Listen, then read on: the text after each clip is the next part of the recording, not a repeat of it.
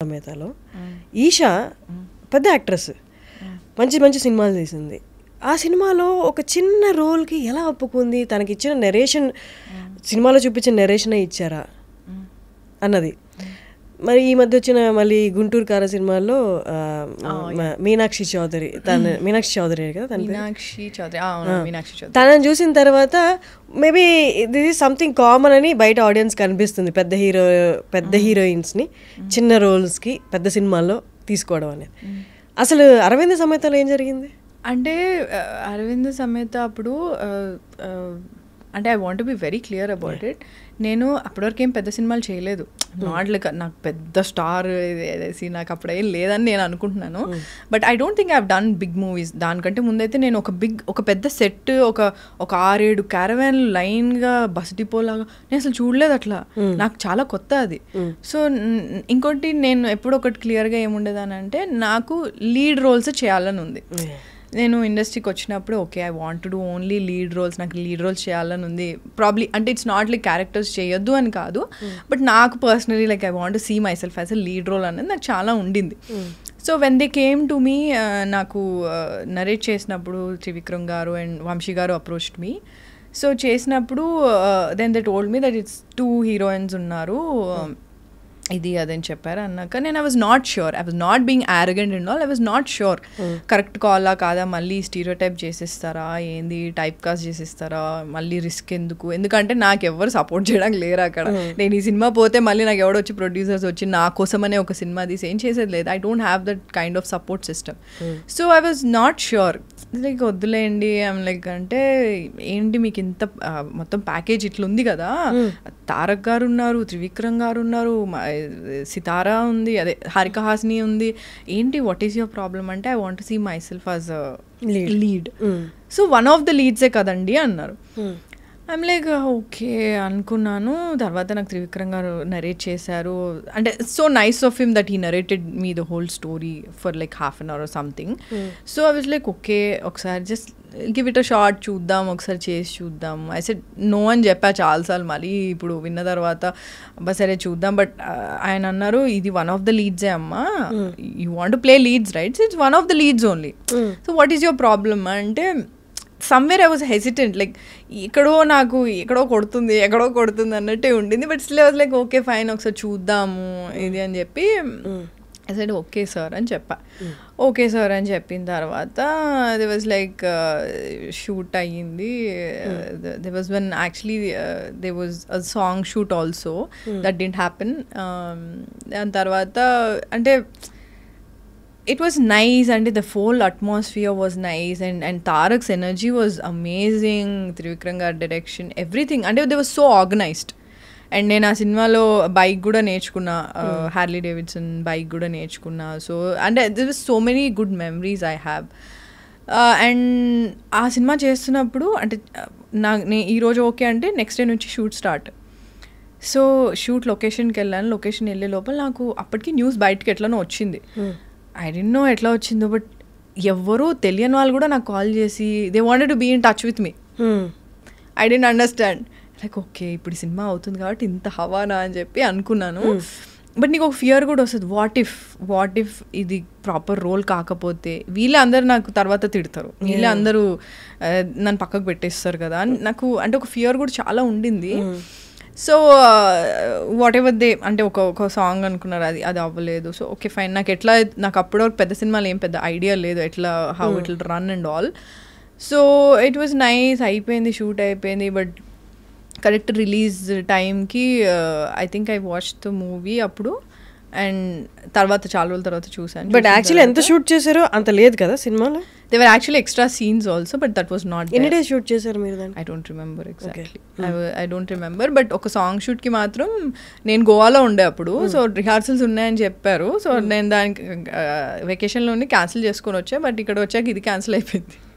So I didn't understand appudu. I was like okay fine anukunnanu, but then I understood probably ante చాలా అనుకుంటాం కానీ కొన్ని జరగవేమో, ఎడిటింగ్లో తీసేస్తారో లేదా actual shoot చేయరేమో అని.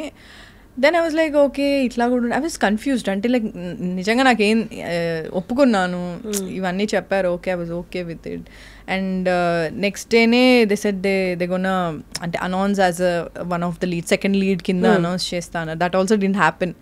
సో ఐ డింట్ నో ఎందుకు అది అవ్వలేదో నాకు తెలీదు. I was talking to my manager also like and ఇది ప్రామిస్ చేశారు కదా ఇది చేయండి అంటే it will help me also coming. ఇప్పుడు పెద్ద ప్రొడక్షన్ హౌస్ వాళ్ళు ట్విట్టర్లో ఆర్ ఎనీ సోషల్ మీడియా ప్లాట్ఫామ్లో Eesha Rebba is doing one of the leads or second lead. నేనే అంటున్నా సెకండ్ లీడ్లో ఈమె చేస్తుంది సో అండ్ సో మూవీలో చేస్తుంది అంటే it will help me. Promise చేసిందే కదా. Yeah it will help me also. అంటే ప్రామిస్లు చాలా చేస్తారు కానీ అది ఇంప్లిమెంట్ అయ్యేది ఎగ్జిక్యూట్ అయ్యేది చాలా కష్టం ఇండస్ట్రీలో. చాలా మంది చాలా ప్రామిస్లు చేస్తారు. So when you say something when you say that I'm gonna do this the very next day అన్నప్పుడు it's not happening. I was like I don't understand. I asked my manager also like promise చేశారు కదండి ఒకసారి చూడండి అని చెప్పి. So it went on like that. The shoot was done, release కూడా అయిపోయింది సినిమా. And I was not that happy. అంటే ఏదో కొంచెం బాధ ఉండింది నాకు. The only happiness I had అంటే ఆ సినిమా నేను చేసింది only happiness was to work with Tarak, Trivikram garu and with a big production house. So that అంటే నాకు ఆ అట్మాస్ఫియర్ అనేది నేను ఎప్పుడు చూడలే అప్పటి వరకు ఇండస్ట్రీకి వచ్చాను కానీ అంత అట్మాస్ఫియర్ అంత బిగ్ బడ్జెట్లో ఇట్లా ఉంటుంది ఇలా అని నేను I was very happy that you know I was working with Tarak. ఎందుకంటే నేను అప్పటి వరకు సీన్ ఇన్ థియేటర్స్లోనే కదా చూసింది, సినిమాలో చూసింది. So I felt very nice. Is a brilliant actor. He was very very energetic and Trivikram గారి స్టైల్ డిఫరెంట్ ఉంటుంది. So it was very new for me and నాకు కూడా కొంచెం ఛాలెంజింగ్ ఉండింది చేయడానికి. And Pooja as well, she was my sister కదా అందులో. So it was fun only. But అదే షూట్ అంతా అయిపోయి రిలీజ్ అయిపోయిన తర్వాత the people called men like మీదేం లేదండి రోల్, మీదేం పెద్దగా ఏం లేదండి అసలు ఆ రోల్ అంటే నేను ఏం చేయాలి దానికి, నేను ఏం చేయలేను దానికి, నేనేం చేయాలి అబ్సల్యూట్లీ మీ చేతిలో ఉండదని చాలా మందికి తెలీదు.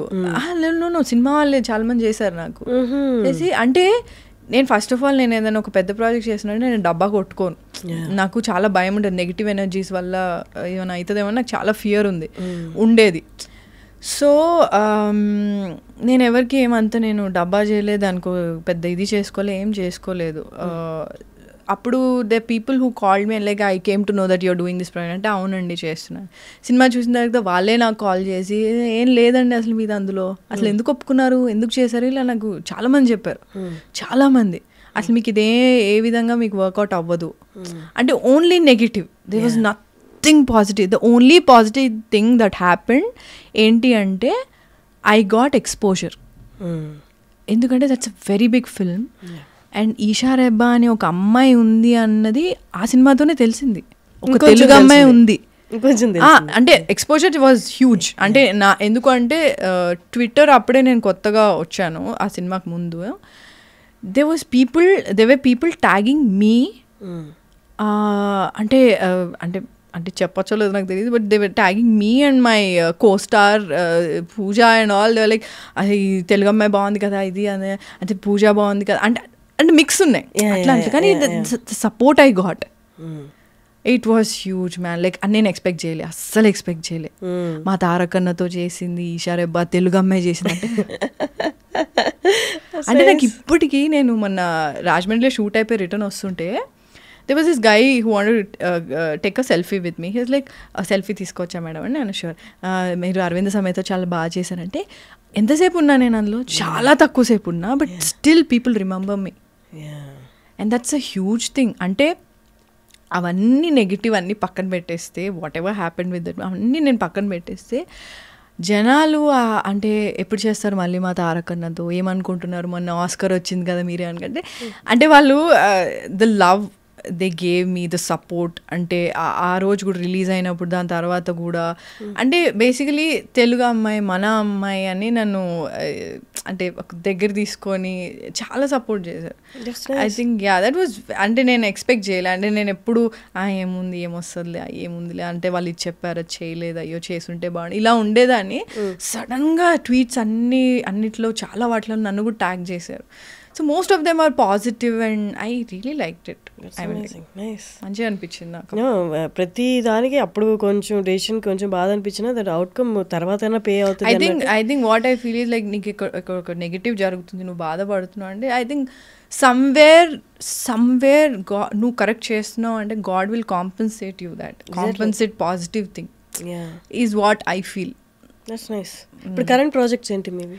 ప్రెసెంట్ ఒక ప్రాజెక్ట్ చేసిన తెలుగులో and there is one more project in Tamil. There 2 projects. ఎలా ఉంది? బాగుందా? తమిళ్లో బాగుందా? చాలా న్యాచురల్గా ఆథెంటిసిటీ కావాలి ఇట్లా చాలా వచ్చేసినాయి. ఇప్పుడు జనాలందరికీ టూ మచ్ కాంటెంట్ ఎక్కువైపోయి ఓటీటీలో. ఏదైనా కొంచెం మనం ముందు ఓ ది టాపే చాలా నచ్చేది. ఇప్పుడు అలా చూపిస్తే ఇది మొన్నే ఏదో వేరే సినిమా చూసాము, ఏదో వేరే లాంగ్వేజ్ అంటే ఇప్పుడు this too much content over there. Like నీకు అన్ని లాంగ్వేజెస్లో సినిమాలు ఉన్నాయి, నీకు తెలుగులో డబ్ చేసిన సినిమాలు ఉన్నాయి అన్ని.